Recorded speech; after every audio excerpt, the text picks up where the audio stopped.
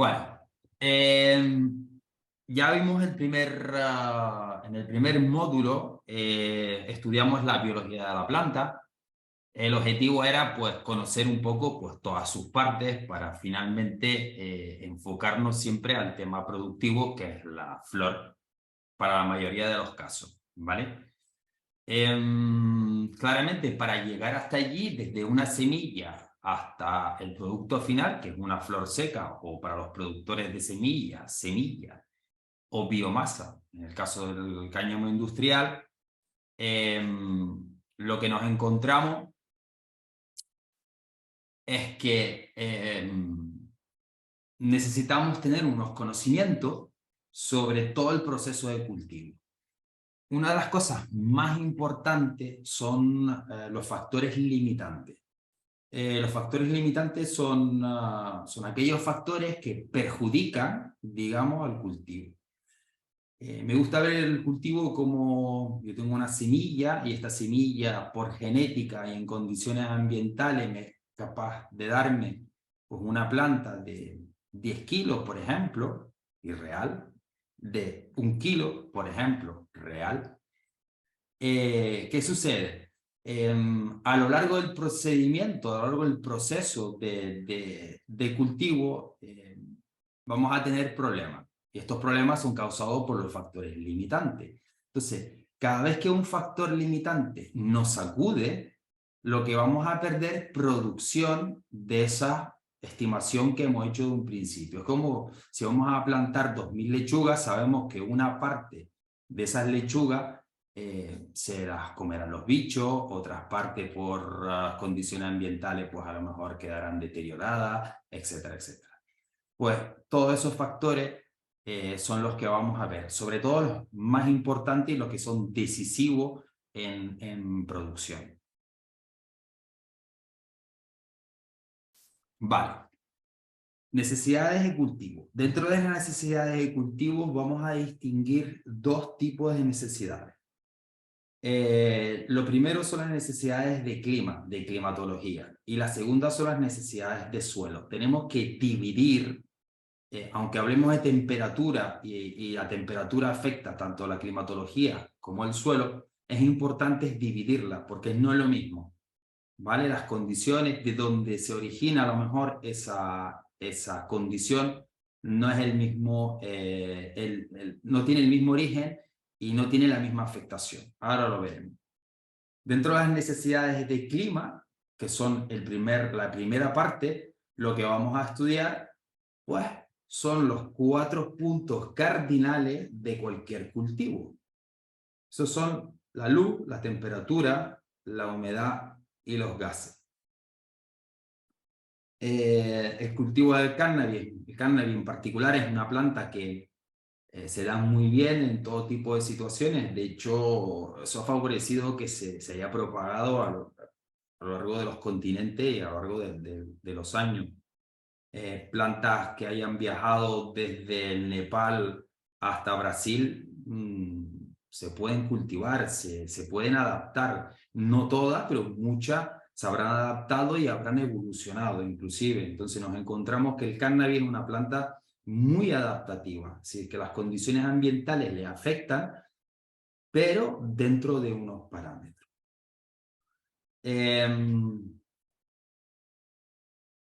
La luz quizás es el factor limitante, punto cardinal o factor cardinal más importante. Las plantas son seres que dependen 100% pues, de la luz, del sol, o de la luz artificial cuando son cultivadas en condiciones artificiales.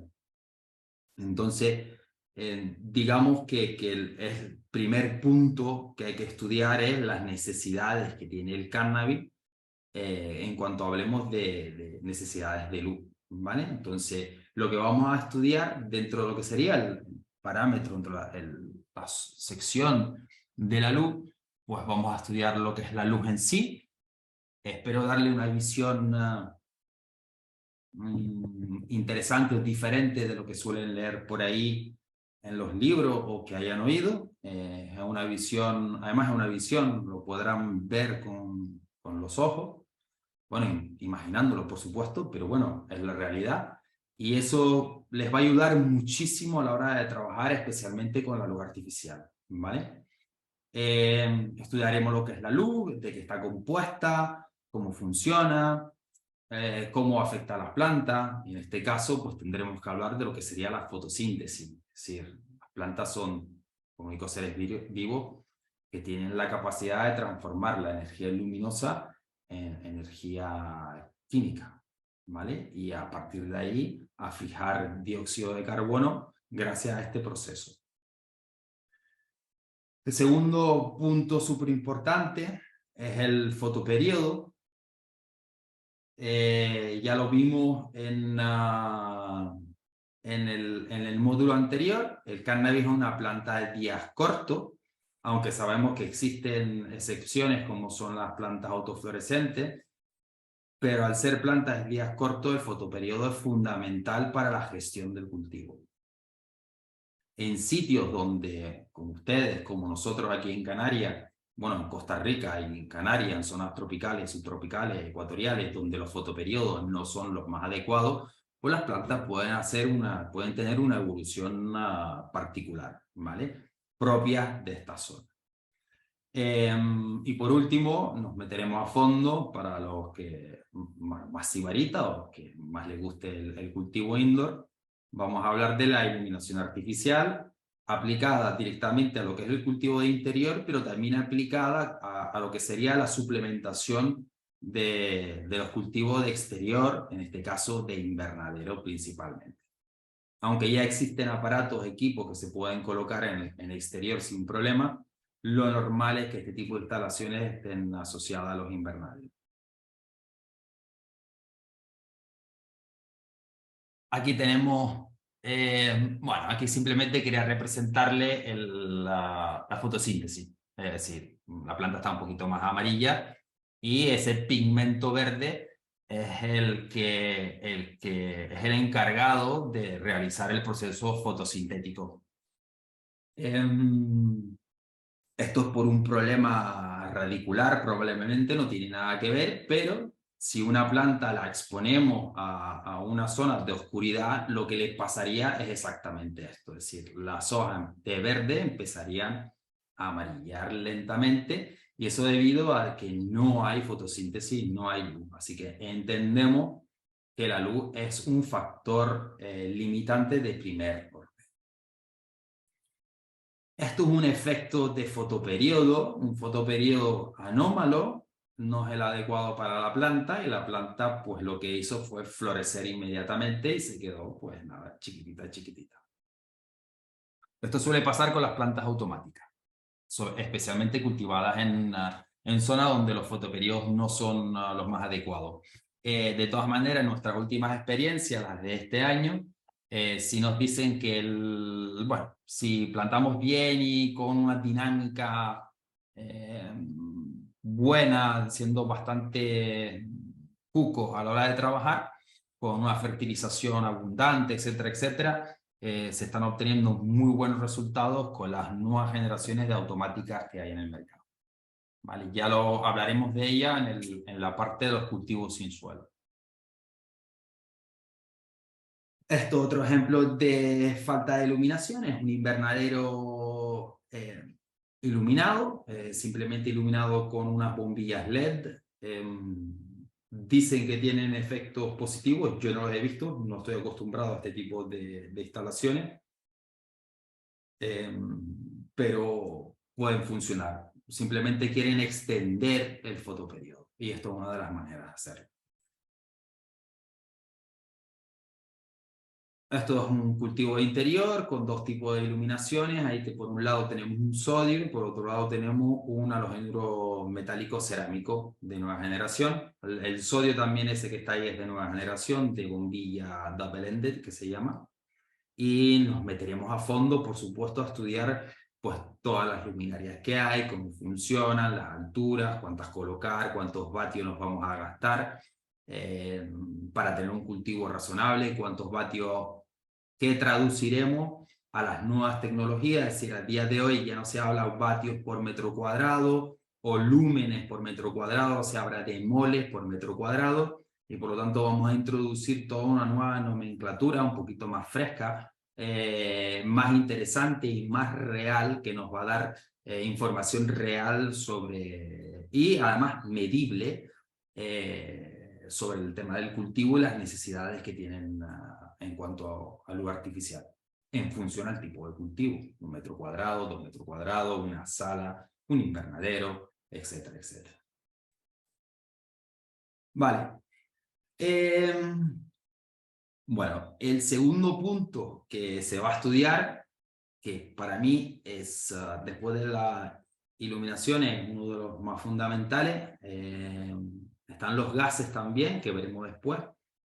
Hay gente que pone los gases por encima de la temperatura. Yo creo que la importancia que tiene la temperatura va justo debajo de la iluminación.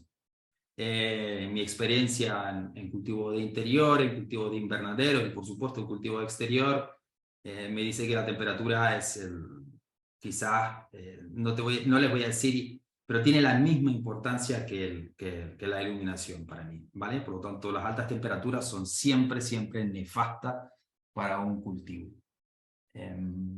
Por lo tanto, vamos a estudiar en esta parte de aquí, vamos a estudiar la temperatura tanto ambiental necesaria para el cultivo como la del medio. Y cuando hablo del medio me refiero al suelo, o el suelo o el sustrato. Utilizo la palabra medio como generalista para indicar que pueda estar cultivando un cultivo en suelo o un cultivo en sustrato. Y un cultivo en sustrato puede ser un cultivo en sustrato en fibra de coco, en una mezcla de fibra de coco y otra sustancia, o en un cultivo en agua puro y duro, ¿vale? Entonces, el medio es el alojamiento donde va a estar nuestra planta. Por lo tanto, la temperatura, como les dije al principio, la temperatura del medio tiene que tener unos grados, y perdón, del medio, del ambiente, unos grados, y la temperatura del medio tiene que mantenerse en otro, donde por encima de la planta puede soportar temperaturas más altas, por debajo tenemos muchos problemas, ¿vale? Finalmente, para los que cultivan en el interior o en el invernadero, necesitan saber cómo estructurar sus sistemas de ventilación y de extracción. Y por lo tanto vamos a hablar de cómo controlar la temperatura siempre que sea posible. Y por último veremos los efectos negativos que tiene la temperatura como factor limitante en el cultivo. ¿Vale? Muy bien. Aquí tenemos un Muy invernadero. bien. Permiso, Sí, por Maximiliano, si me favor. permite.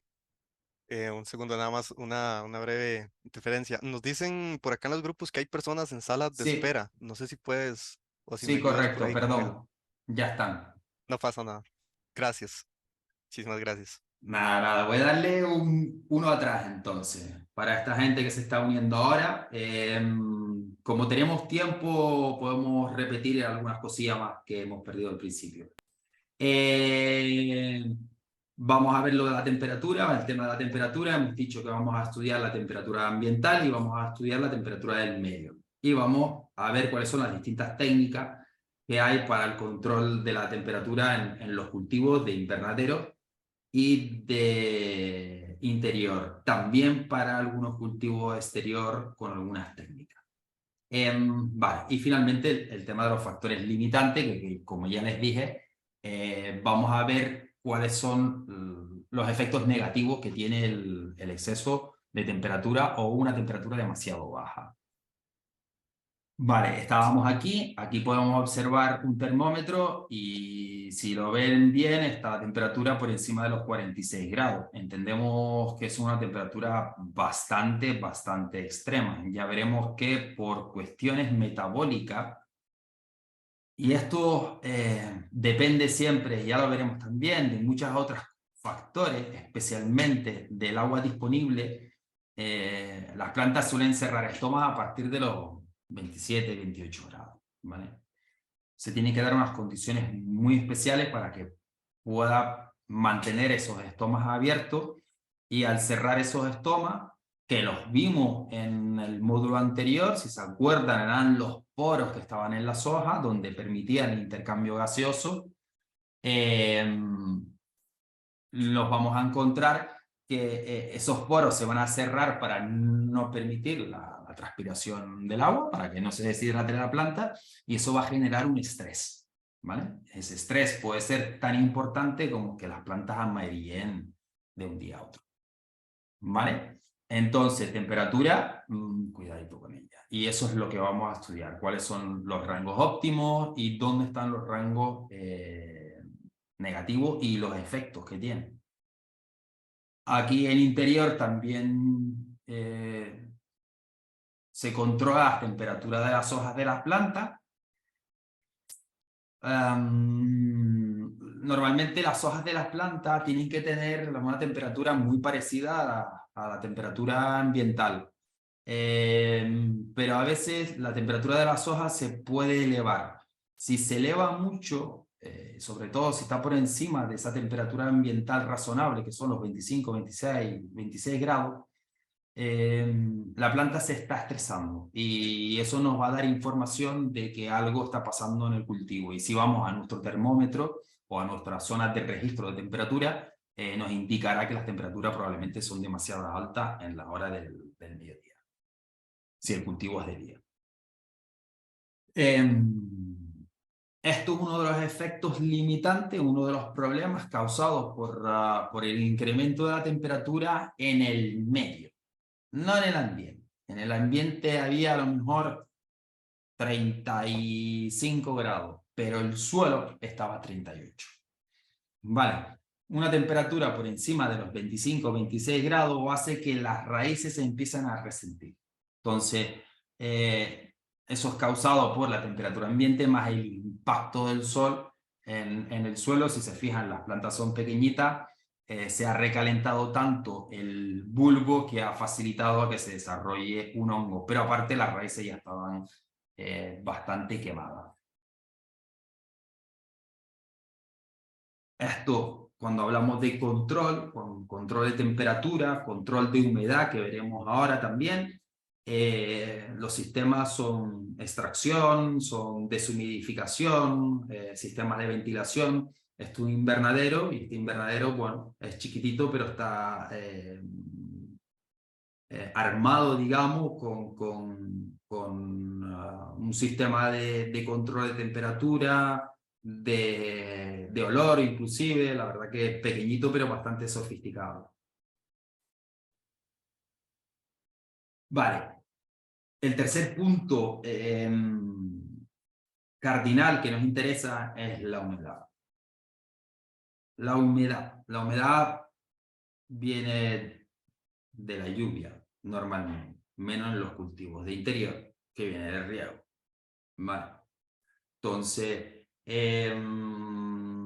vamos a estudiar lo que es la humedad ambiental y la humedad del medio. Como decía antes, el medio me refiero al suelo o en caso de que sean cultivos sin suelo, sustrato, etcétera, etcétera, etcétera. Y eso tiene que tener unas condiciones adecuadas. Humedad siempre del medio nos referimos al riego o el exceso de riego, la lluvia, etcétera, etcétera. Y cuando hablamos de humedad ambiental, pues la propia humedad que se genera en el ambiente debido a lo que sería pues, la lluvia. En el caso de que sea un cultivo interior o que sea un invernadero, también hay que sumarle la humedad que genera la transpiración de la planta. Por lo tanto, cuando hablemos de humedad, hablaremos de transpiración, principalmente, sobre todo en los cultivos de interior y en los cultivos de invernadero que estén, que no sean de cultivo con suelo, ¿vale? En los cultivos en suelo, cuando hablemos de humedad, hablaremos de transpiración y evaporación, ¿vale? La pérdida del agua por las plantas y por el efecto de evaporación en el suelo. Vale, por último, ya veremos dónde se pueda, qué sistemas se utilizan para controlar el ambiente, para los excesos, sobre todo de humedad. Que haya poca humedad es especialmente raro en los cultivos, ya que estamos hablando de plantas y las plantas están generando humedad constantemente, pero en el caso de que faltara humedad, podríamos aplicar sistemas de humidificación. Yo no soy muy partidario, especialmente si las temperaturas son altas, porque se crea un ambiente que es bastante propenso a la formación de hongos, ¿vale? Pero bueno, lo estudiaremos también.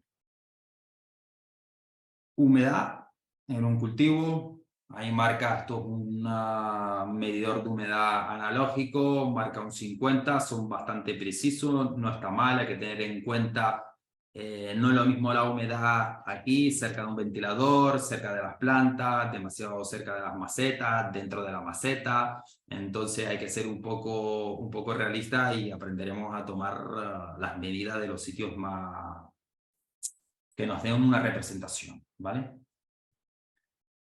Esto es lo que causa el exceso de humedad en el ambiente. Cuando tenemos demasiada humedad ambiental, tenemos hongo. Y cuando tenemos demasiada humedad del medio, también tenemos hongo. Y las plantas mueren.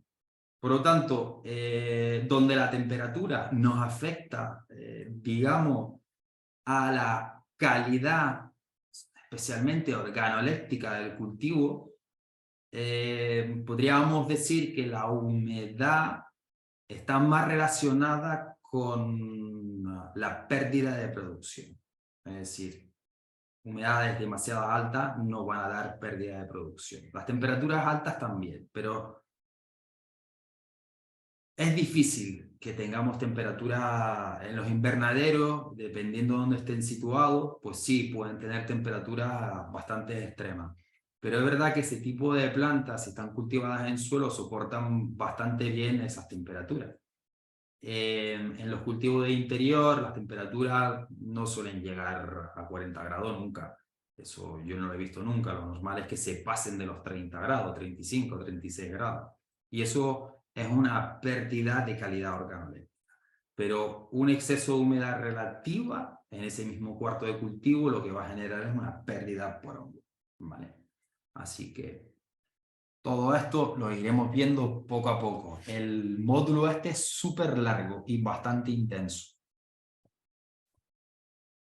Vale, el último, muy importante, por supuesto, porque aquí hablamos de alimentación de las plantas. Hay un módulo que es la nutrición mineral del cannabis, donde se habla de cómo nutrir a la planta, cuáles son los elementos, y dentro de todos esos elementos se habla también de la nutrición carbónica. La nutrición carbónica es aportar dióxido de carbono a la planta como nutriente, ¿vale? Porque también se utiliza para otras técnicas que están en este módulo. De hecho, ahí pone manejo de los gases. En este caso, el dióxido de carbono lo vamos a manejar en el ambiente, pero también lo vamos a manejar en el riego, ¿vale? Pero las funciones no son las mismas. Entonces, la nutrición carbónica lo que va a hacer es que la planta pueda sintetizar más fotones, es decir, más luz, y por lo tanto pueda producir más biomasa. Ese es el concepto. A mayor concentración de carbono, más necesidades va a tener las plantas si todos los factores están en equilibrio. Y estos 4 puntos cardinales tienen que estar en equilibrio. Del momento que uno falle, falla el resto. Si no hay suficiente dióxido de carbono porque tenemos un invernadero o tenemos un cultivo de interior con las condiciones, temperatura y humedad adecuada, con la planta perfecta, pero no tenemos gases para que ella pueda producir, pues lo que nos vamos a encontrar es que falla el sistema. Por lo tanto, los 4 puntos cardinales siempre van juntos y de la mano. Tienen que estar en equilibrio entre ellos. ¿Vale? Como les decía, el dióxido de carbono lo vamos a estudiar en la parte aérea y en la parte del medio. Y el oxígeno, que es el otro gas que nos interesa, lo vamos a estudiar a nivel radicular, porque es fundamental para la actividad de las raíces. ¿Vale? Entonces estudiaremos cómo manejar estos gases a pequeña escala, a gran escala, dentro de lo que serían un cultivo de interior, un cultivo exterior, un cultivo de invernadero, porque aunque sea un cultivo de exterior puro y duro, podemos hacer una aplicación de gases. Si es verdad que no vamos a aplicar CO2 atmosférico porque no tiene ningún sentido, pero sí podemos potenciar la concentración de oxígeno en el riego, por ejemplo, y que la planta tenga una buena actividad radicular. ¿Vale? Por lo tanto, los gases son fundamentales. Y por último veremos dónde influyen y cuáles son los efectos negativos como factor limitante que son en el cultivo. Ahora veremos un par de imágenes. Cuando las condiciones de gases son ideales, las plantas lo que pueden es absorber más agua, absorber más nutrientes, pero ser más eficiente en ese consumo. La planta tiene que gastar energía, tiene que absorberle y gastar energía para hacer determinadas actividades metabólicas. Si tiene suficiente CO2, digamos que su actividad metabólica es como más fluida, siempre y cuando tenga agua, etcétera, etcétera. Entonces nos encontramos que un cultivo enriquecido con CO2 produce un poquito más y además puede generar una mejor calidad, ¿vale? Lo vamos a ver, los factores cardinales influyen desde un punto de vista agronómico de la planta, de su desarrollo, de su formación, de su desarrollo general, ¿vale? Pero no hay pruebas a día de hoy que aumentar o mejorar o tener todas esas condiciones o aumentar la temperatura o disminuir la humedad o aumentar los gases, aumente la producción de THC o de CBD. Recordemos del módulo anterior, vimos que prácticamente el cannabis es una planta, depende de un código genético y el código genético es donde está escrito cuáles son los cannabinoides y en qué concentración los va a hacer, siempre y cuando las condiciones sean las ideales. Del momento que no sean las ideales, lo que va a hacer es producir menos. A eso se le llama estrés productivo y funciona en cualquier sistema agrícola, ganadero o de trabajo normal y corriente. Si nos someten a estrés, trabajamos peor que si no nos someten. Aquí tenemos un efecto negativo de la ausencia de gases. Un hongo. Los hongos atacan cuando se dan las condiciones. La ausencia de gases, en este caso de oxígeno, en el sistema radicular, lo que genera es una hipoxia, una falta. Esa falta lo que hace es que las raíces se encuentren en una situación de producción de etileno. Ese etileno se va a liberar del sistema radicular al medio y lo que va a hacer es despertar determinados hongos que son atraídos o despertar las esporas de estos hongos. Estos hongos podrán viajar porque nos encontramos en un medio saturado de agua y por lo tanto llegarán hasta donde tienen que llegar y empezarán a colonizar y empezarán a afectar a una planta que ya está débil porque tiene un exceso de agua. En este caso, como un invernadero, es por un exceso de riego, pero tendrá un problema extra, el suelo. Probablemente en esa zona el suelo no sea el mejor, que lo veremos ahora, en las necesidades de suelo. Tendrá una textura que no es la adecuada, no será franco arenoso, tendrá determinado, probablemente tendrá mucha arcilla, esto es un cultivo en las Islas Canarias, nuestros suelos son muy arcillosos, por lo tanto no habrá sido trabajado bien y tenemos la enfermedad, ¿vale? Aumentamos los riegos, se va el oxígeno y se genera. Eso es un factor limitante.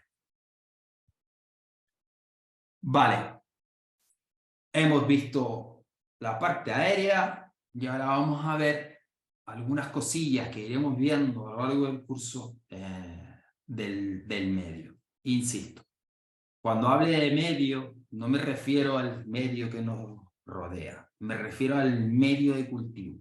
Y no distingo en ese caso que si es suelo o si es un sustrato de turba o de fibra de coco.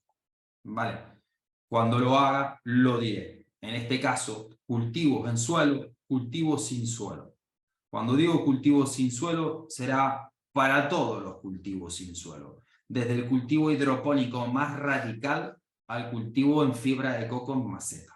¿Vale? Da igual el sustrato que le ponga. Entonces, si hablo de cultivo en maceta con fibra de coco, pues me referiré a ese tipo de material. Vale, entonces, dentro de las necesidades del medio que necesita el cultivo para poderse desarrollar bien, lo vamos a ver en dos partes. Una parte que va a ser cultivos en suelo y una parte que va a ser cultivos sin suelo. Porque las técnicas son diferentes. Cultivo suelo y cultivo en maceta. ¿Vale? Entonces, como podéis ver, no es que haya muchísima diferencia entre uno y otro. Es una cuestión de manejo. Los dos cultivos están bien, todos tienen sus pros y los dos tienen sus contras. Entonces, depende. ¿De qué depende? De que si puedo hacerlo en suelo, mejor que mejor porque me quito una inversión inicial.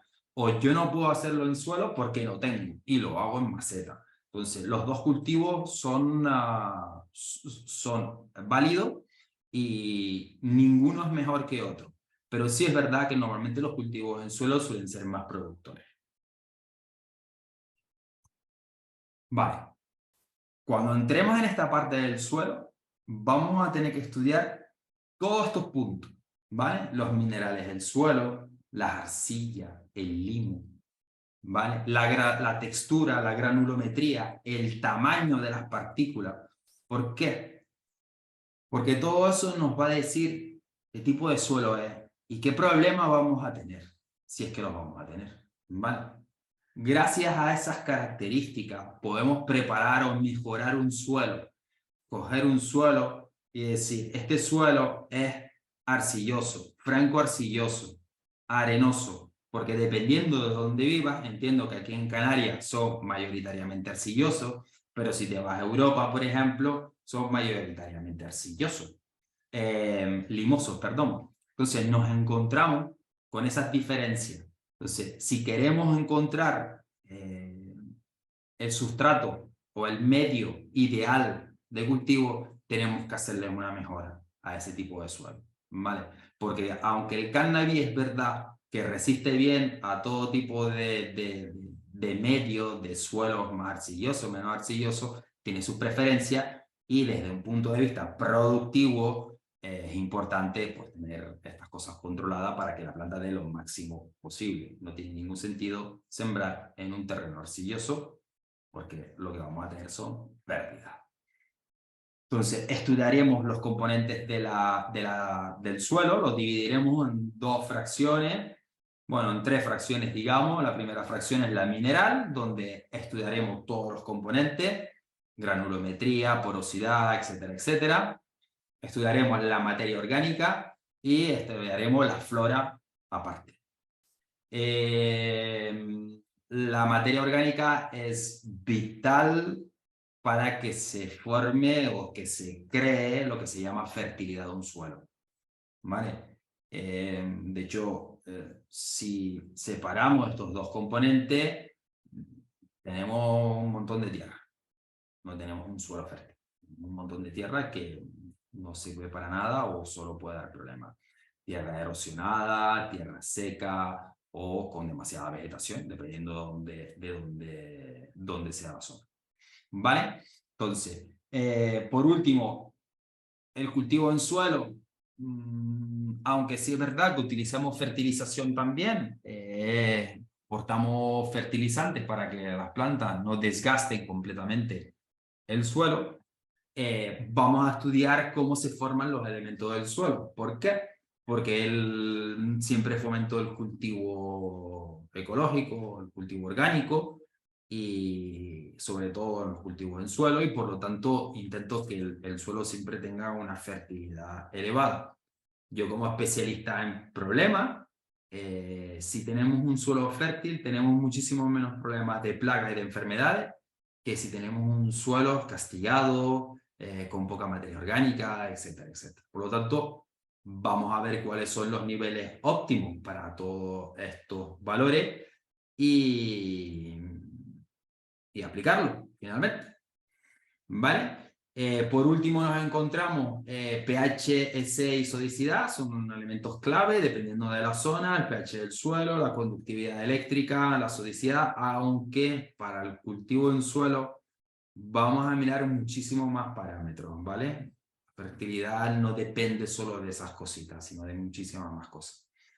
Espero hacerle entender la complejidad que conlleva el suelo, ¿vale? El suelo está vivo aquí de una manera y a 10 metros más allá puede estar muerto o puede estar vivo de otra manera. Y todo hace que sea diferente el manejo, ¿vale? Y preparar ese suelo es bastante más complejo.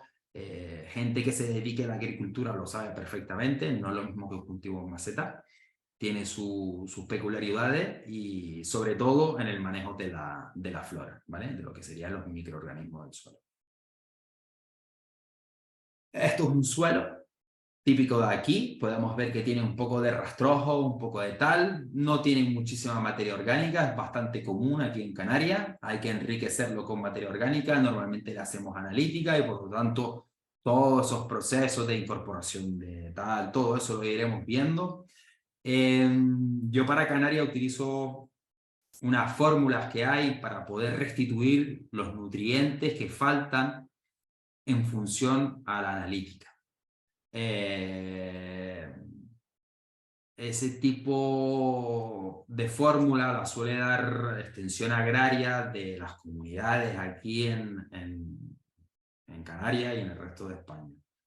Cada país puede ser diferente, entonces yo le voy a enseñar cómo restituimos según esa formulación, pero después tendrán que ver cuál es la normativa vigente, hablar a lo mejor con un ingeniero que sepa de suelo y que les pueda indicar exactamente cómo está la normativa y hasta dónde podéis tocar y retocar. Por ejemplo, aquí en Canarias, en España, no se pueden añadir más de 3 kilos de estiércol o de materia orgánica por metro cuadrado. Eso dependerá un poco de cada país, me imagino, ¿vale?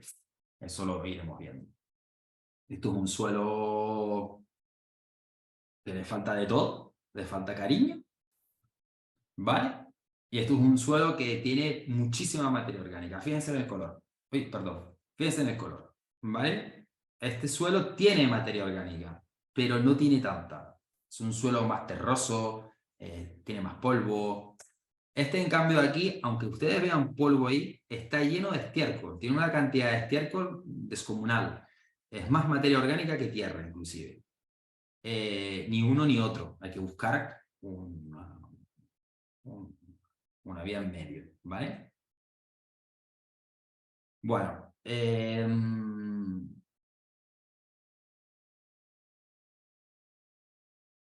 les dije que uno de los parámetros que nos interesan del suelo y que eso lo obtenemos a través de una analítica será el pH, la EC y la sodicidad. Cuando cultivamos en medios demasiado salinos, demasiado pobres en materia orgánica, se puede tener muchos problemas con las plantas, ¿vale? Aunque ustedes ahora los vean ahí súper mega sanote, estas plantas sufren mucho porque ese suelo era demasiado salino. ¿De dónde sale esa sal? En este caso era cloruro sódico. ¿De dónde sale? Pues del agua, ¿vale? Entonces en Canarias tenemos un problema con las aguas que lo que hacen es contaminarnos los suelos.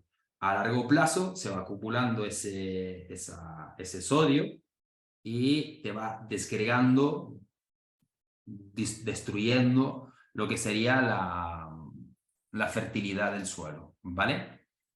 Entonces, iremos viendo la influencia que tiene la materia orgánica dentro de los suelos. ¿Por qué insistiré tanto? por el tema de la materia orgánica en el suelo, porque le da la vida que necesita y porque gracias a eso la planta tiene una mejor simbiosis, un mejor control de los nutrientes.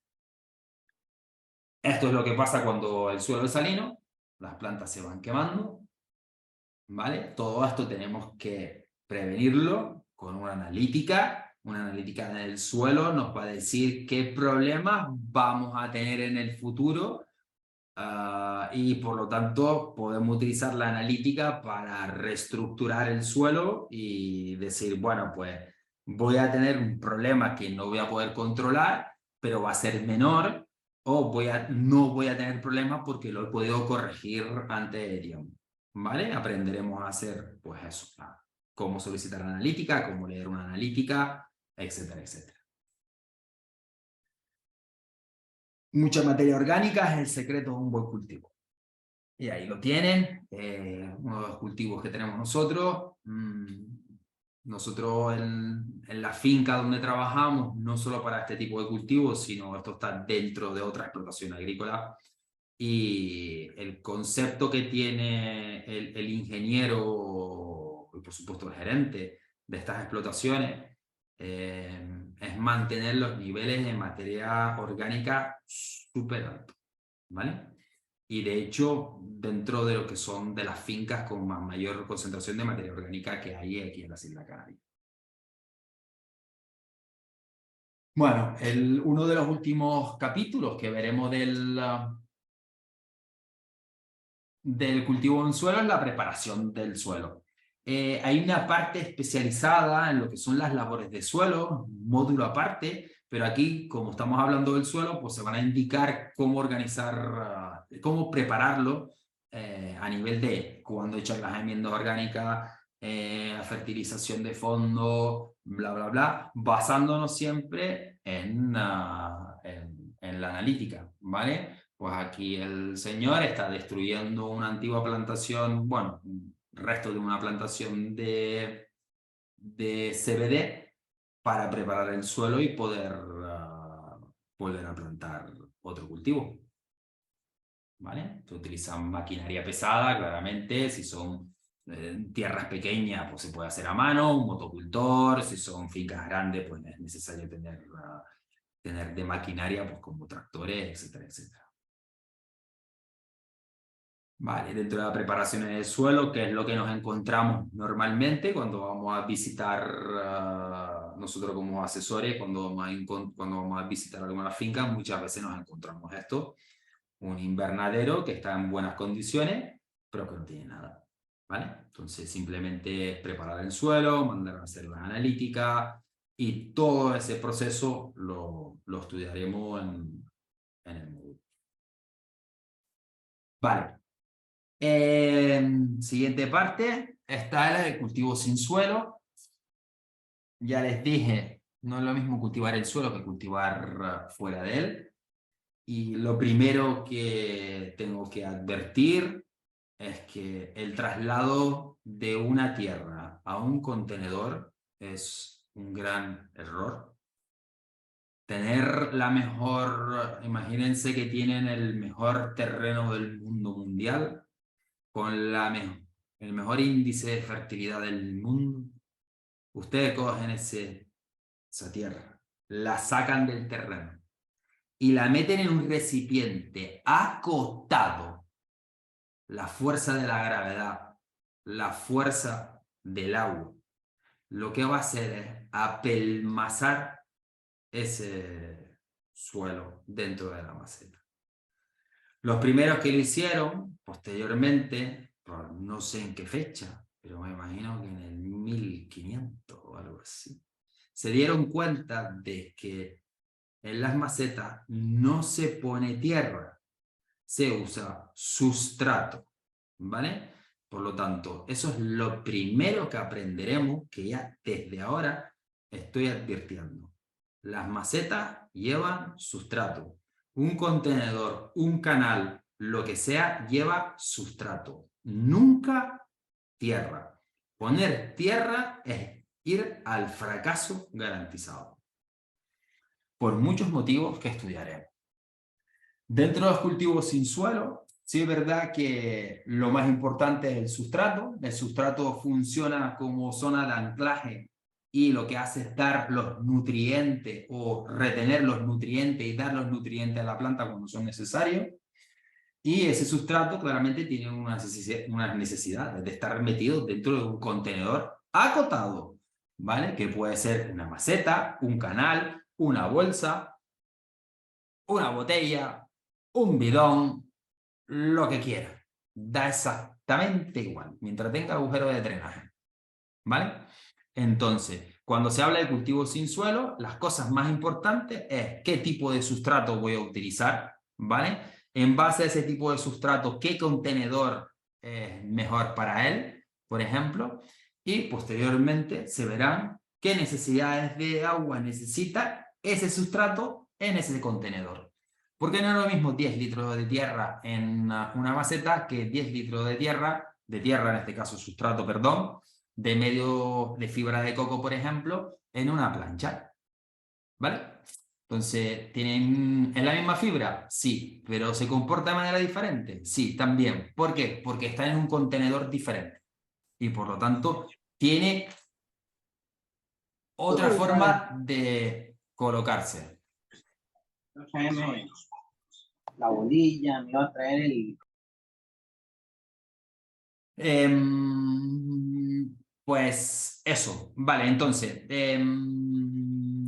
cultivo sin suelo, sustrato, contenedor y finalmente calculamos las necesidades de agua. Cuando me preguntan, ¿cuánta agua tengo que echarle a una maceta de 10 litros? Pues no lo sé, dependerá de la planta, del tipo de sustrato, todas esas cosas tenemos que estudiar. No es lo mismo una fibra de coco que una mezcla de turba. No es lo mismo una mezcla de turba con perlita que una mezcla de turba solo exclusiva para semillero.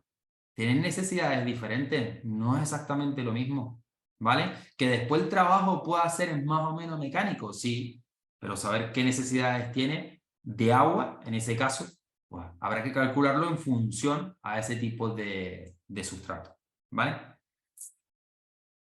Aquí tenemos un cultivo de CBD en sustrato con una mezcla de turba sin perlita, ¿vale? En una maceta grande y las plantas, pues bueno, tienen unas necesidades, también están al sol. Eso hace en una zona sur de la isla de Tenerife que casca el sol como si fuese el desierto y por lo tanto las necesidades que tienen de agua son bastante más elevadas que a lo mejor un cultivo de interior en esa misma maceta con las mismas plantas, las mismas características.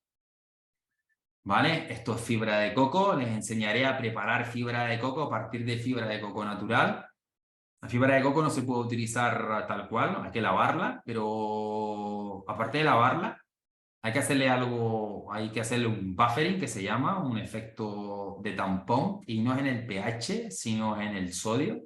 Entonces les enseñaré a preparar una solución tampón para fibra de coco y la dejaremos remojada allí 24 horas y posteriormente pues la lavaremos. ¿Vale? Pues fibra de coco, sustrato, etcétera, etcétera. Maceta, hablaremos de las macetas, del tipo de maceta, de los colores de las macetas, del tamaño de las macetas de aire, de las macetas de tela, de las macetas de plástico, de las macetas de corcho, háblame de maceta y te diré qué maceta es, ¿vale? Entonces, macetas son múltiples, tamaños son múltiples, en función, la maceta siempre se escoge en función al objetivo. Me interesa hacer plantas grandes o voy a cultivar en verano y tengo problema de temperatura. Es decir, no vamos a escoger una maceta porque nos dé la gana. Ah, voy a poner una maceta de 10 litros. Sí, ¿no? Sí, en verano, no en invierno. O no cuando las temperaturas sean muy bajas y más si utilizas una planta automática. Entonces, todos esos factores los vamos a tener en cuenta a la hora de escoger pues una maceta, ¿vale? También es verdad que tenemos que adaptarnos al mercado. Pues yo quiero una maceta Hércules. Pues aquí no hay en Canarias, por lo tanto la maceta Hércules no te la vas a poder poner, ¿vale? Una de las grandes diferencias entre los dos cultivos, el cultivo en suelo y el cultivo sin suelo, es el gasto inicial que tienen los cultivos sin suelo. Los cultivos sin suelo finalmente hay que desembolsar dinero, ¿vale? Tienes que comprar sustrato, tienes que comprar macetas, bandejas, como pueden ver ahí, si quieren, pueden ir al suelo directamente, con un film debajo, miles de soluciones, pero hay que desembolsar dinero. Y después, la fertilización. Aquí hay muchísimo... bueno, seguimos, ahora lo vamos a hablar. De hecho, viene ahora. Todo esto que le estaba contando sobre el riego está aquí. Es el siguiente capítulo, donde se va a hablar de las necesidades de riego de cada cultivo. Cultivo en suelo tiene unas necesidades dependiendo del tipo de suelo, de las condiciones ambientales y de la edad de la planta, y los riegos en las macetas, en un cultivo sin suelo, que no sea un hidropónico que tiene flujo continuo, ¿vale? En los cultivos en macetas con fibra de coco, con turba y otras sustancias vegetales, digamos, los riegos son diferentes, ¿vale? No tienen un drenaje, el bulbo es más pequeño, no actúan como... Y si es verdad que también igualmente dependen de la planta, dependen de las condiciones ambientales. Está claro que la frecuencia varía entre uno y otro, donde la frecuencia de riego en los cultivos sin suelo es muchísimo mayor, ¿vale? Sí, vamos a regar 2 veces al día, 3 veces al día, inclusive 10, 15 veces al día, si estamos hablando de cultivos a lo mejor en picón, en grava, que sigue siendo un cultivo sin suelo, no es turba, no es, pero un material que se utiliza, y esos riegos, esos cultivos llevan un montón de horas de riego, ¿vale? A lo largo del día. Pues todas esas cositas las iremos viendo. Cómo preparar un sistema de riego, cómo testar un sistema de riego, cuáles son los elementos básicos de un sistema de riego, cuáles son los goteos más recomendados, dependiendo del tipo de suelo, por supuesto. Y todas esas cositas las iremos viendo en la sección de los riegos y de la fertirrigación.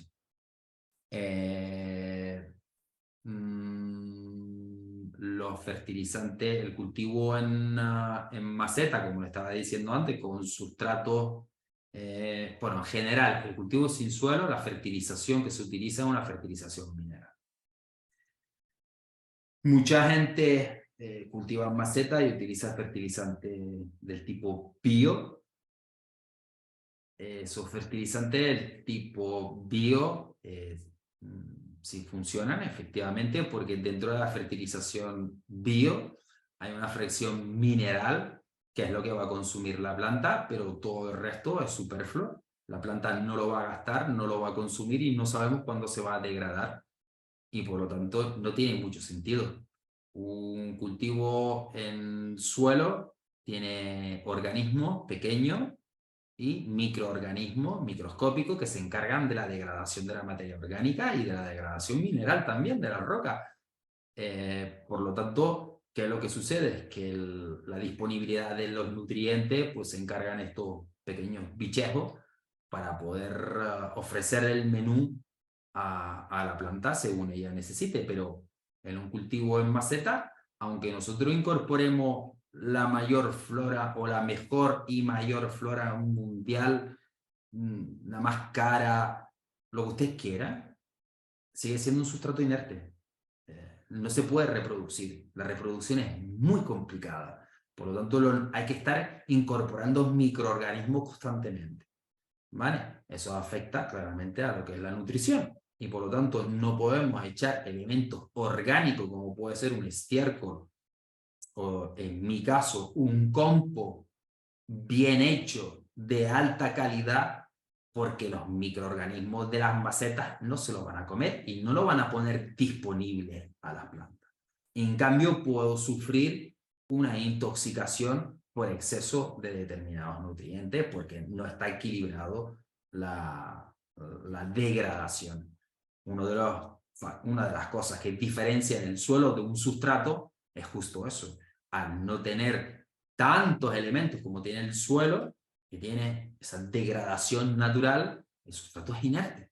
El sustrato se recoge de algún sitio, se puede tratar, no tratar, lo que sea, lavar, no lavar, incorporar nutrientes, pero finalmente se esteriliza y por lo tanto no tiene vida. Vida cero. La vida se la incorporamos nosotros, en cuanto lleguen las plantas se empieza a formar un poco de vida. Pero esa vida nunca es igual a la que hay en el suelo, ¿vale? Y nada, esto es un sistema de control muy cutre, muy rudimentario. En una finca necesitábamos saber cuánta agua estaba liberando la tubería porque teníamos la sospecha de que alguna tubería no estaba liberando suficiente agua, que no estaban bien reguladas, digamos. Y nada, simplemente se coge un cacharro, se pone debajo, se recoge agua, se mide, se calcula el tiempo, 15 minutos de riego, 10 minutos de riego. Todo esto, lo que les voy a enseñar son pequeños trucos, elementos, cositas básicas que necesitamos en el riego para llevar bien una fertilización. Pues un punto de recogida de agua para corroborar que lo que estaba en el inyector efectivamente sale lo que tiene que salir, valorar los pH, recoger una muestra de agua por lo que sea, por si se quiere mandar a hacer una analítica. Vale, esto es un cultivo en suelo. Raramente recogemos muestras de agua de suelo, porque eso sería un poco disparate, ¿vale? Pero los cultivos en maceta sí lo hacemos. En los cultivos en maceta sí recogemos el agua. No sé.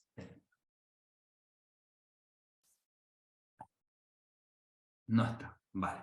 Bueno, me faltó la foto.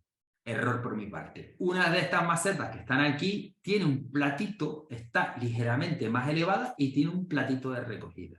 Entonces, a diferencia de un cultivo en suelo donde no se utilizan ciertos aparatos, aquí sí lo vamos a utilizar. Y es que para saber el estado que tiene la planta, lo que vamos a analizar es la solución de drenaje, ¿vale?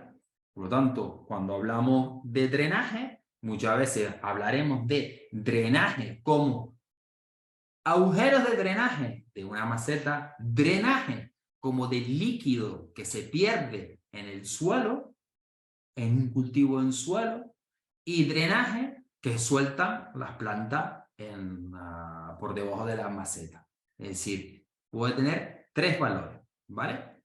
Esa misma palabra. Y a diferencia de lo que se hace en el suelo, en los cultivos sin suelo, se intenta tener los valores de entrada y salida, de riego, fertirriego y drenaje. Compararlo y que tengan unos valores determinados. Pues todo eso lo aprenderemos. Porque una de las cosas que se habla mucho, por ejemplo, es que las plantas tienen que tener un pH 6,5 o a 6 o de 5,5 a 6,5. Sí, correcto. ¿Pero dónde? En el bulbo, no en la solución. La solución puede venir a pH 7. Si tenemos un bulbo que por un motivo cualquiera se haya acidificado, ¿qué vamos a seguir acidificando con un riego a 5,5? ¿O vamos a dar 3, 4 riegos a 6,5, pudiendo dar 2 a 7 y que no haya ninguna alteración? ¿Vale? Entonces, todos esos manejos los vamos a ir aprendiendo y cada vez tendremos más control, más control, más control.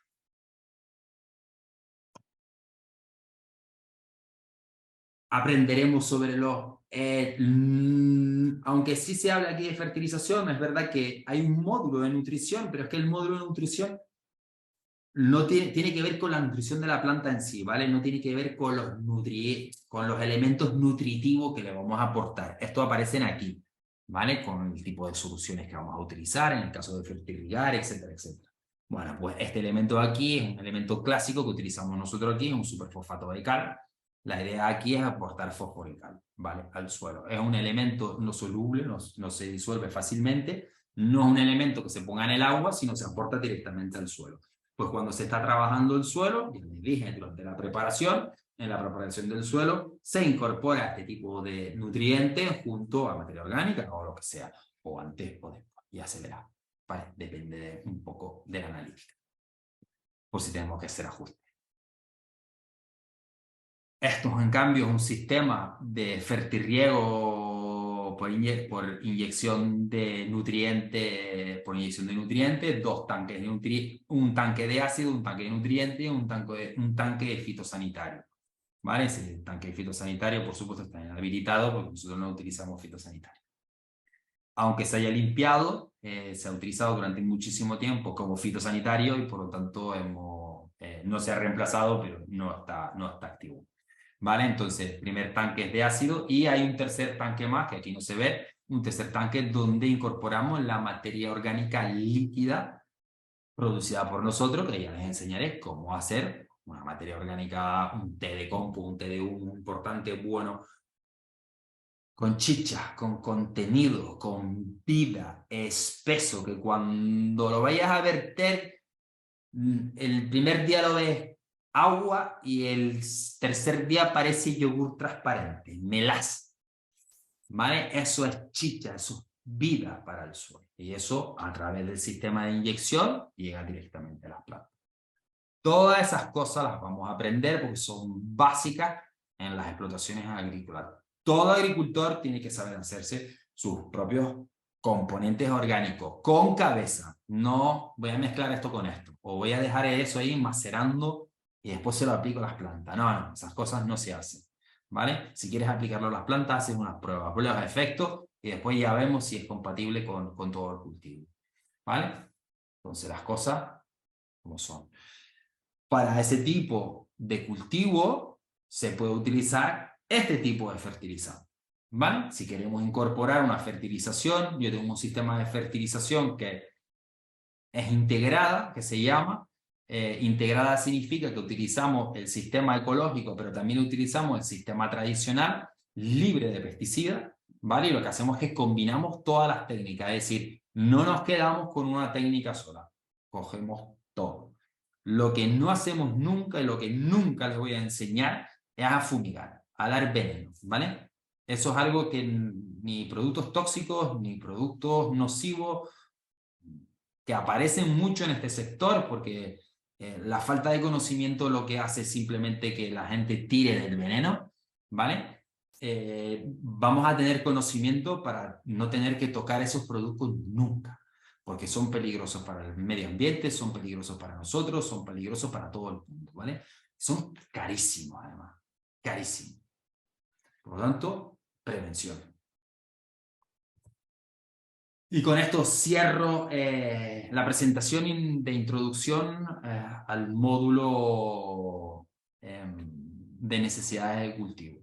Como ven, es un módulo súper largo, súper extenso. Se va a intentar hacer en 4 semanas, pero no lo creo. Descarto que es imposible poder cerrarlo en 4 semanas por la cantidad de material que hay.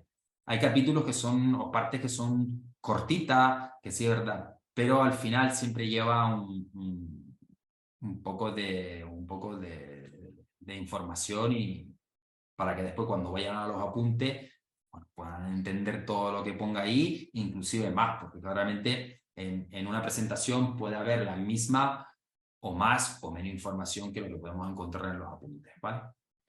Bueno, pues con esto doy por cerrada la presentación.